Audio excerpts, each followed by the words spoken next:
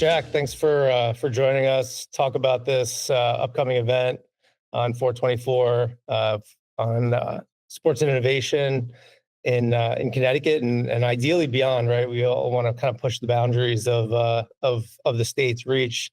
As we kind of gear up, looking toward that. I want to go back a little bit and for those that aren't familiar, as the founder of Make Your Own Legacy Academy, what was kind of your road to that point, and kind of what was the inspiration, what was the that kind of inflection point that you decided this is where I'm going to go with life, so to speak. Absolutely. Yeah. Well, before I was a founder, I was a student athlete, and I graduated class of 2019 from high school. And I decided I really wanted to play ball at the next level. And it came down to decision time. Really, the only options I had was an Ivy League Division I school or a Division III school. And I just kind of felt more wanted by that Division III school by the name of Amherst College, way up in Western Massachusetts. And being from Texas, it was a little bit of a switch up, but I loved it. I wanted to get out of my comfort zone. I wanted to go somewhere where I could really get the best balance between academics and athletics. And I felt that Amherst provided me with that opportunity. Kind of fast forwarding to 2021, at the topic of the conversation, of course, when NIL legislation was approved, I remember being super excited because I'm like, this is a wonderful opportunity for us to finally get a portion of the pie that, we've been bringing in for our schools. And of course, it's a Division III school, so we're not majorly revenue generating, but it still existed. So I remember kind of texting all my teammates and being super excited. And they're like, you need to calm down a little bit. We're D3, middle of Western Mass. Like, we're not going to get any of this. You go forward 6 months when I had my first sort of opportunity to get involved with NIL, and it kind of fell into my lap, in all honesty. I viewed it as the opportunity that I had been waiting for. And I was like, it is possible for Division III athletes. At the time, there was a significant lack of representation and a lack of equity in terms of how these were distributed. And of course, Division I, being the ones who were really capitalizing on it, I saw it as my opportunity to get involved. So over the course of the next several months, I kind of treated it as a entrepreneurial incubator where I created a brand that was Jack Betts, a social media personality, if you will, as well. And again, reaching out to prospective partners, kind of presenting myself and almost treating it like I was applying to a job. And then once I had garnered a portfolio of over 40 plus NIL partnerships as a Division III athlete, I had people coming from similar situations to me saying, how did you do this? Like, can you share a little game? Can you educate us? And I saw the opportunity to do something that had never been done before in creating an entity that was founded on the basis of helping smaller market and underserved student athletes fully realize their true NIL potential. So that's where it started. It was really just from not only me capitalizing on NIL legislation myself, but also finding ways in which I could leave the NCAA ecosystem in a better place than I had found it when I had first came in. And a couple of years later, I like to think that I'm doing that job.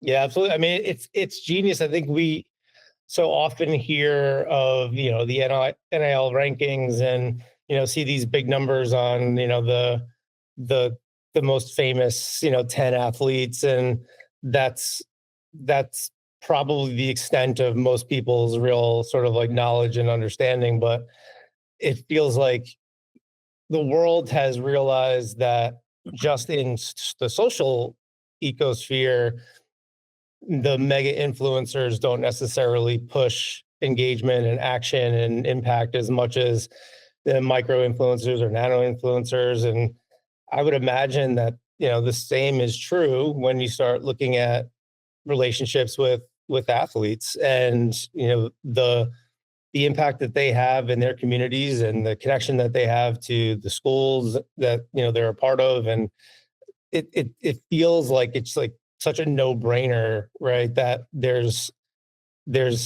maybe not always Nike, but there's local companies that are looking for partnerships and and are looking for relationships, and it's kind of an underserved area, or maybe misunderstood. Do you think that it's still early and daunting to businesses or brands because there's 550,000 NCAA athletes instead of 10 that to target, or is it sort of just still in the early adoption phase? Like, do you think it's more skepticism, or is it just the lack of awareness of how to even just get involved on both sides, maybe?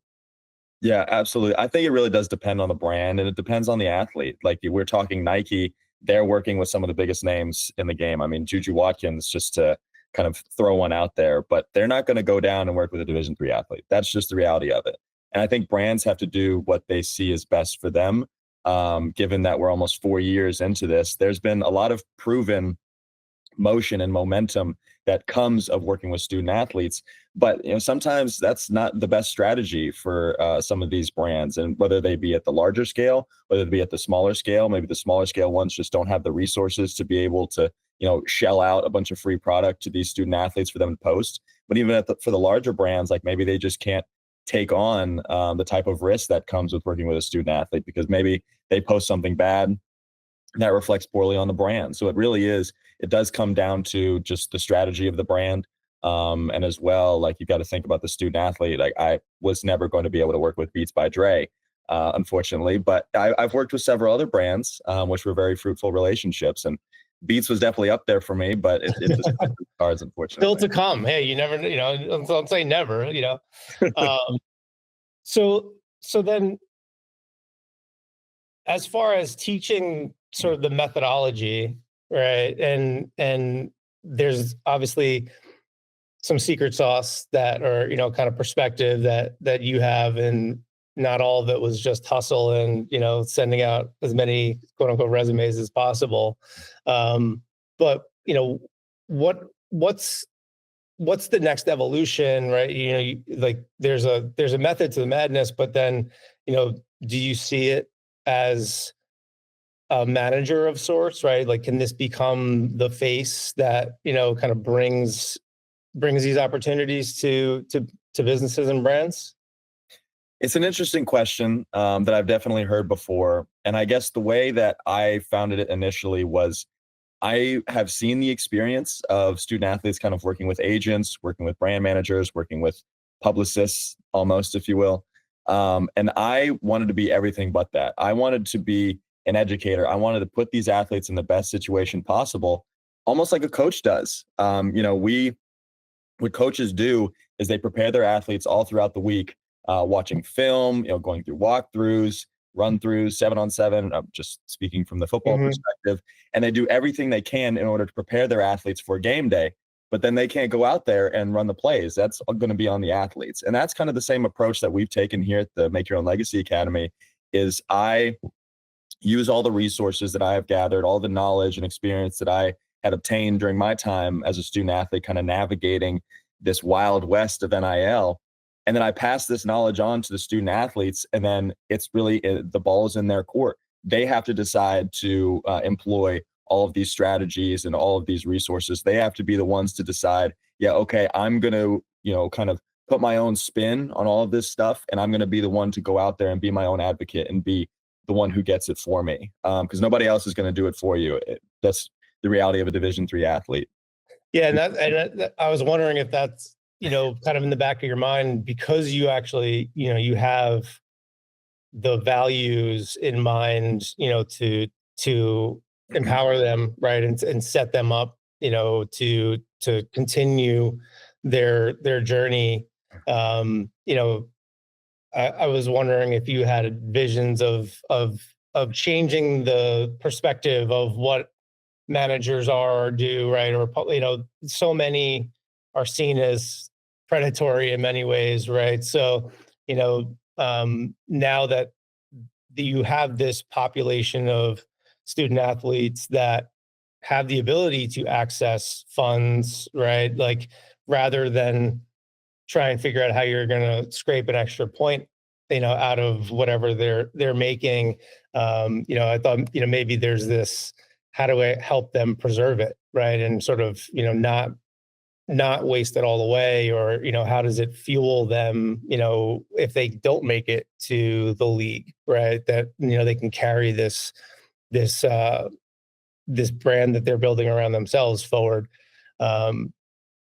So, maybe it's an evolution, maybe it's not, but I think the coach aspect that you are kind of taking from a perspective is right on. That's what they need, right? They look to the network and their support team. So um, it makes a ton of sense. Uh, what's the ideal? Maybe there isn't one, but what's kind of the profile of athlete that seems to sort of be the most engaged with the academy, or most successful moving through the academy? Yeah, so the demographic that typically gravitates to the academy is going to be D2, D3, JUCO, NAIA, and I'd say the overwhelming majority of them are going to be football players. But that doesn't mean they're only football players. I've worked with lacrosse, track and field, soccer. I have a women's swim and dive athlete as well. Softball is another one of those large ones.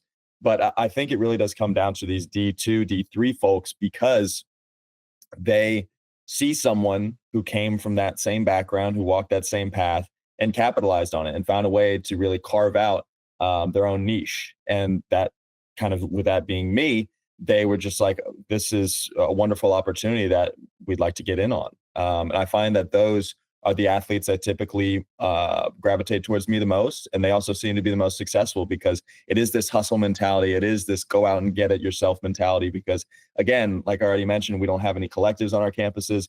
We don't have agents representing us who's going out and, speaking and pitching us to brands. So we really have to be the ones who empower ourselves and really pick ourselves up. So I'd say D2 and D3 folks. And as well, I work with JUCO and NAIA to go along with that. So How much of it is kind of centered around follow through, where it feels like you have the drive, and understood that you have to deliver on sort of the relationships that you're trying to get yourself into, coming from a place where we deal with various types of influencers at all levels, getting participation, right? Or at least getting participation in what is promised or is always sort of a risk or challenge. So is that something you discuss with your athletes? it is. And again, to begin with, I don't think they would be reaching out to me if they weren't motivated and if they weren't really focused on that follow through Fair. aspect of it. If they go out and do the research and come across the academy and reach out and be like, hey, I'd love to go through the application process. There hasn't been any issue with them following through on that after being accepted, simply because, they've got that drive, they've got that want, they've got that hustle mentality where they went out and did all this independent research, came across us, reached out. So I think they've always been ready to roll, in all honesty, and it has been quite infrequent that we've had someone kind of drag their feet upon acceptance into the academy. Have any of the universities approached you about, kind of integrating into curriculum or, some of the, sports management programs or something like that? I wish they would do it more frequently. I have spoken to, of course, I've had dinner at the Amherst president's house before. I was actually his first graduating class, and we sat down and had a conversation about what I see as the true value of NIL. And it's not just the extra $100 in the athlete's pocket, but it's also professional development. It's, kind of honing this applicable skill set that you can use 10, 15, 20 years down the line. And so I've had some other conversations with maybe some smaller Division III, Division II institutions. And I actually just had a conversation last Sunday with a journalist on campus of a Division III school regarding some initiatives that they're going to be putting forth to empower their student athletes to where it can get to the point where they can learn how to negotiate their own things and content creation and things that fall into this realm. And it was a little bit reminiscent of how Lamar Jackson kind of said goodbye to his agent and negotiated his own contract extension. So I think the more we move towards that, this new era of athlete empowerment, I hope to find a way that my approach can be integrated a little bit more at the institutional level. How much of what they are asking you about is truly just help me now versus, some of the what should I be watching out for in the future, or, like, how do I preserve my preserve the success? And maybe a little context behind the question, because my mind always goes to the sort of financial impact of those that make it to the next level or aspire to. And, finances don't necessarily always follow them, right? Or careers aren't always as long as they hope them to be.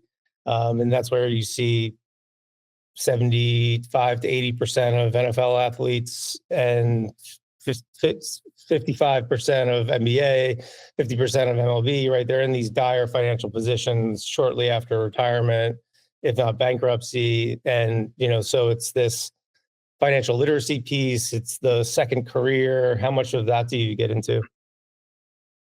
Quite frequently. The way that sort of our strategy is we want to develop the person and then the entrepreneur, because we think that by taking the approach of kind of professional development first, the rest of the things can take care of itself. If we help teach them this, okay, how do you present yourself in a cold email? What should your social media channels look like, whether it be Instagram, Twitter, TikTok, LinkedIn, which is one of the big ones that I really work with a lot of my athletes on.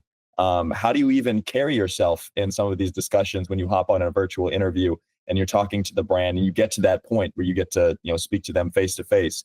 All of these things kind of mold them into an entrepreneur where the financial aspects can take care of themselves. And I think we're more focused on the longevity of, again, the entrepreneur and the person, and the financial longevity will come as sort of a byproduct of that. So by having the intelligence, by having the skills and the development of really a professional network, all of the financial aspects can take care of itself down the line. And of course, being a Division III athlete, I can tell you from experience, really the financial gain that has come from my time in NIL hasn't been awful, but it hasn't been like the millions of dollars that Olivia Dunn or an Angel Reese would bring in. But at the same time, I'm developing these professional relationships. I'm kind of honing this skill set that I can use in my career right now.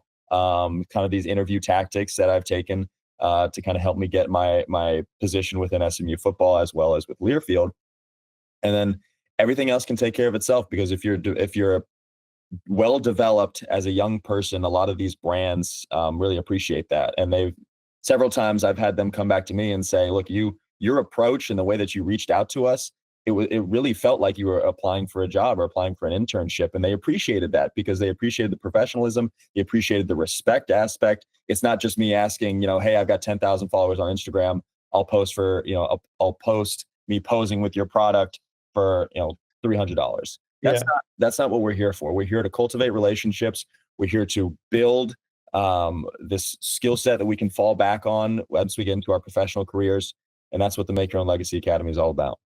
Yeah, it's amazing. You're working on the rest of their personality and persona, right? Because so often athletes at many levels, but they're laser focused on training and practice and the game, and not that the rest of life is shut out, but that there's not the same opportunities to go kind of on their first or second interview and get that feedback. So you're kind of rounding them out and getting them that blitz of an education that others get if they're not playing.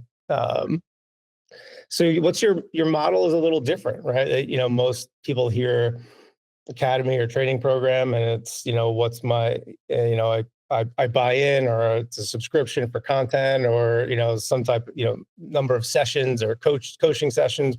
How do you approach the academy? So the Make Your Own Legacy Academy is at no charge to the student athletes, and we established that model because I know what it's like to be in this position, to where just any piece of education is absolutely critical to your development. And kind of looking back on where I started from, all the independent research that I did, all of the the Googling of D3 student athletes NIL success stories, D3 NIL, what brands are working with who, and when all those kind of came back empty, I was like, golly, that's kind of depressing. So I wanted to be the change that I wanted to see. And by being the change, I can't really truly have the impact that I want to have if I'm taking money out of the student athletes' pockets. And that's really the approach that we've wanted to take, simply because like, we want to empower the student athletes. We want to give them the confidence that I'm not just here to take from you. I'm here to like give to you the resources, the knowledge, establish these relationships between me and the athletes, and then athletes with the other fellow athletes. So it really is, that's how I profit. I think it's the social capital aspect that I profit the most off of. But that's not to say that we're a completely no revenue generating type thing. We've had agents and we've had some people reach out to us kind of saying, hey, can you educate our athlete? Can you do 6 sessions for XYZ amount of money? And I'm like, yeah, we could probably do that. So we have had some of those opportunities where we've sat down with athletes on behalf of agents and done some NIL education, and those relationships are great as well.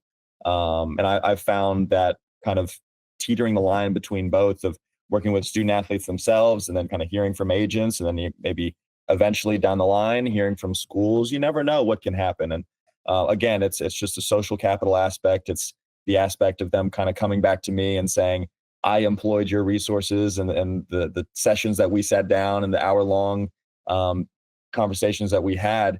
I took this from that and I went and got my first deal. I went and got my 5th deal. I went and got my 10th deal. That's how I profit the most off of it, because down the line, Lord knows where we could be. I mean, I could be looking for some fundraising. They could be looking for some business partners. And so I've got this network of 60 plus athletes within the Make Your Own Legacy Academy that we all have networked within ourselves and with each other.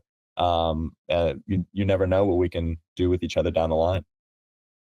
Yeah, you're connected to all of them, and then all of their engagements, right? You sort of, you have this ability to, your Rolodex, which, like you said, you never know when you need to flip through it. So you're playing the long game in that respect, which is great, which means you're setting up quality relationships, right? That's the key there. How has this very quick but sort of maybe misunderstood evolution of NIL how's it shifted, since inception, to what it is today? And, where do you kind of see it going? If there is a big evolution, or a shift?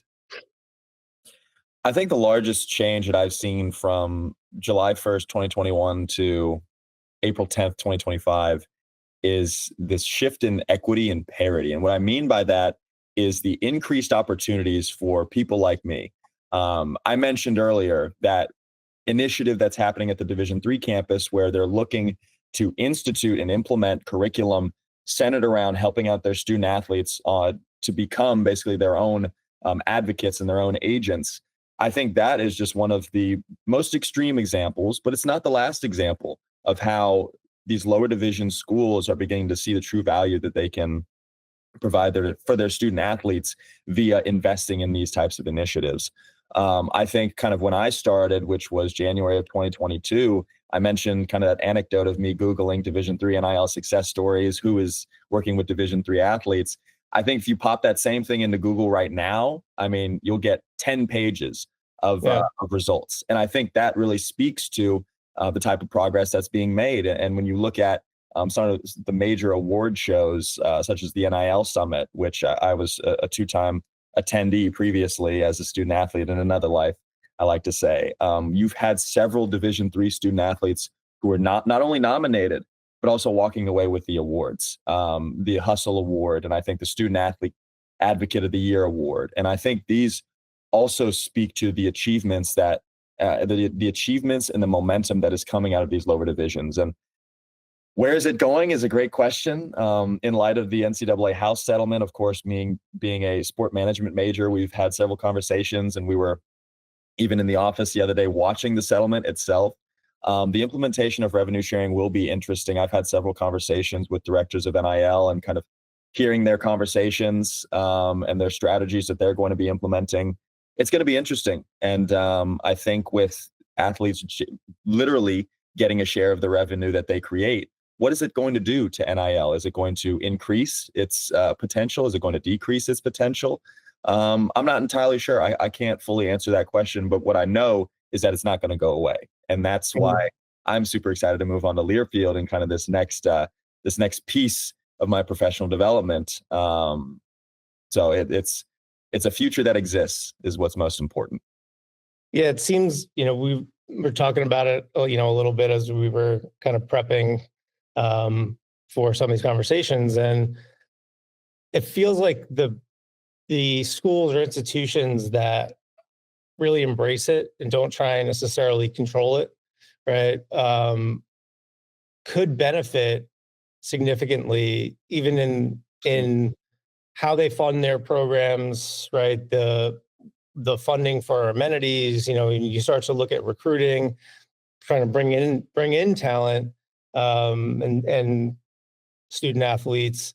If they come up with key ways to contribute to sort of the reach and visibility of their athletes, that in turn gets more opportunities for them, and there's a fair and legitimate sort of rev share. This could be alternative funding for schools that otherwise don't get the big donors, the big endowments, and maybe that raises the profile of those programs down the line. I agree. Because otherwise everyone's gonna get relegated to a marketplace like the influencers, and who raises their hand, to your point, like, oh, I'll post for $35. Well, I'll post for 30. And how long are you gonna leave the post up? And what, and it just becomes transactional. It's not really gonna change the culture. It's just gonna benefit the few. What else, in as far as the space goes, we see shifts, the policy of NIL and players finally, being able to benefit from, what they're contributing back to their schools, is certainly innovative, right? And I kind of, plugging some of the theme for our upcoming event on the 24th, sports and innovation, right? So it's innovative thinking, but also, what other elements are you seeing, or what other areas of sport do you think are kind of primed for another look at how they've been kind of conducted? Well, I think one of the conversations we've had in my graduate program is like the potential for, I mean, you mentioned relegation. As the world of collegiate athletics moves further away from this amateurism model and more to a professional model, almost, you're going to have a lot more lawsuits and a lot more antitrust type things that are popping up. And one of the things, I don't think it's going to happen necessarily, but it's this conversation surrounding like this super league of college football, and with it being the largest revenue generating piece of the NCAA. What's going to happen when people become unhappy and they're just like, all right, we're tired of the NCAA and we're just going to break away? We've definitely had conversations about that, and like the potential of the future of collegiate athletics, because you begin to implement revenue sharing, and the reality is you can't give football the same revenue share as you give cross country, and that's just the reality of it. So as more and more lawsuits pop up, I mean, is there even a future in which the NCAA continues to have reign over college football? You've seen kind of the private, I don't know if you've seen them, but there's been like discussions about private equity groups literally coming in and just like buying out and creating its own league. I think where else they've got, they're everywhere now. So I know. I mean, they're in ownership. They're in, as a Dallas Mavericks fan, I certainly have some opinions. But it's just like, where does it go? Because I think there are three like principles that it really boils down to: is it's money, it's fandom, and it's winning. Right? I'm taking that directly from my sports organizational class. Shout out Mary O'Connor. But you kind of think about, as these begin more and more prioritized and we move further away from the student athlete aspect of it, where they're maybe potentially turning into employees, I don't know. All I know is I'm glad I got out when I did, because having to balance all of this on top of a degree, on top of running a business, I mean, goodness gracious, I'm glad I left it behind when I did. But now it's just going to become a whole other thing as I get into my, career. So who knows? Do you see a potential future where the kind of curriculum of the academy expands, so it's broader parts of their life? It's not necessarily just to monetize or the entrepreneurship, but it's is there community give back, philanthropy? Is there maybe some financial literacy, education, other elements that you can kind of bring in to extend really that whole athlete kind of effort? Absolutely. Yeah. You mentioned actually two of them off rip that were, I'd say, priority consideration.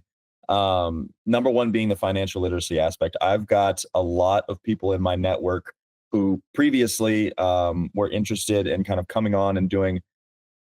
I mean, it's unfortunately discontinued. I'm trying to get it back up again. But at one point during the spring of 2023, we had started this podcast series, maybe if you can call it, called Legacy Lessons, where I bring in people from my professional network and they speak about topics that might be a little bit outside of my expertise. The financial literacy aspect is absolutely one of those that I think is critical for student athlete development. It's not only for, okay, look, we'll look at this partnership and, okay, this might be interesting. They'll give me some commission and blah, blah, blah, blah, blah. But it extends beyond that. Like, we're talking taxes, we're talking investing, we're talking all these different pieces that go into being a human being and being a contributing member of society once your career is done. And then on top of that, it really is the philanthropic piece of it, because I grew up in a household where giving back to the community and community service were really one of our core tenets.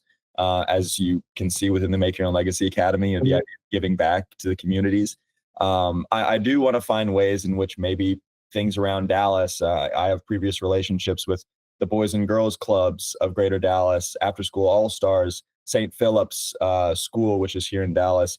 There are some pieces within the Dallas-Fort Worth Metroplex that I absolutely can see myself maybe getting a little bit more involved with in the philanthropic side of things, but also just for these student athletes who come from all across the country. I mean, we've got athletes all the way from California to Kansas to Florida, all the way up to New Hampshire. So it is a pervasive reach, and just finding ways in which I can educate them the best that I can, and again, put them in a position to succeed. These are definitely initiatives that we've spoken about. And so I'm glad you conveniently brought them up. Well, yeah, I'm always trying to be a little bit self-aware in that many of the athletes don't look like you and I, and their backgrounds, the communities they come from, have a lot of support that's needed, and they, in some form or fashion, even at the smaller schools and D2 and D3, are looked to for financial support or for guidance, or to kind of bring their families to sort of the next step in growth, and the sort of the generational advancement, right? So there's always that reality of how do you activate those communities and get them to adopt what is often programs or concepts that are put together by folks that don't look like them or come from where they come from. So I always try and be cognizant of that when we start talking about such a diverse community set. Most definitely. Couldn't agree more. So I guess, just to kind of close it out a little bit, but, what's the one thing that you pass along that you wish was kind of, told to you early in your career? I think it really is. Or in your young career. I think it is twofold. I think it boils down to two things. Number one, like, the most difficult step is always going to be the first one. I remember the hesitancy and just my worrisome nature that I just carry about me in day-to-day life, and just kind of thinking like, do I even want to get started with this? Like when that first DM came through, I was genuinely reading it and looking it over, considering like, do I want to open this can of worms, Pandora's box? And just kind of thinking that, okay, the first step's always going to be the hardest, and just go ahead and take the leap, because the worst that happens is, somebody says no. Like when you're sending out an email, like, oh, do I want to send that out? I'll go ahead and send it out. Worst that can happen is they say, no, we're not looking for someone right now. Best thing that can happen is to say yes, right? And I think on top of that, just not really worrying about other people's perception of you. I remember very early on when I had really started kind of posting some of this sponsored content and creating reels and TikToks. My team was like overwhelmingly supportive, but there were some cheers and some jeers in the locker room, as you could probably imagine. And they'd be like, "Oh, so you're a sponsored athlete now?" And "Oh, you're kind of big time." And then there'd also be some less than supportive comments coming from random trolls across the internet, and just kind of blocking out the noise. And regardless if their opinions are positive or negative, really the only perception and the only opinion that matters at the end of the day is the opinion of that person that you see before you go to bed every single night in the mirror. And of course, your mother. I always have to include that one because mother's boy. But those two aspects of not being afraid to really take that first step, because you never know where it could end up. I mean, had it not been for that, I wouldn't be pursuing my master's. I wouldn't be going into work in sports, and I wouldn't be on this podcast had I not responded to that first DM. And again, if I had worried about other people's perception of me, I wouldn't be in this position that I'm in today. And so just kind of having that confidence in yourself, being secure in who you believe you are, and staying true to your morals as well. I think that'll get you really far in life. And I wish I had heard that much earlier on, because I would have been less hesitant. And maybe I could have gone even further, but I'm perfectly happy with where I am. Yeah, I mean, you're in a great spot, but I think it's valuable advice, and I think everyone should get or be urged to kind of have that confidence in that first step, or be encouraged to take it, because it is paralyzing for many. But love it. I mean, you're really kind of set up. You're doing a great service, right? And I'll call it that because you're not fully capitalizing on it, just yet.